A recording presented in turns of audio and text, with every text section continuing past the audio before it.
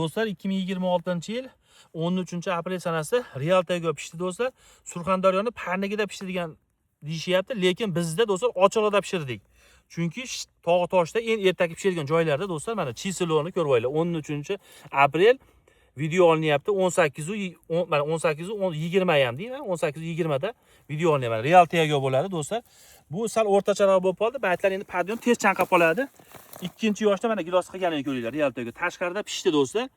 Mana buni maqsad reklama qilish, ko'chalarni ko'paytirib qo'ygan ertaga gilos.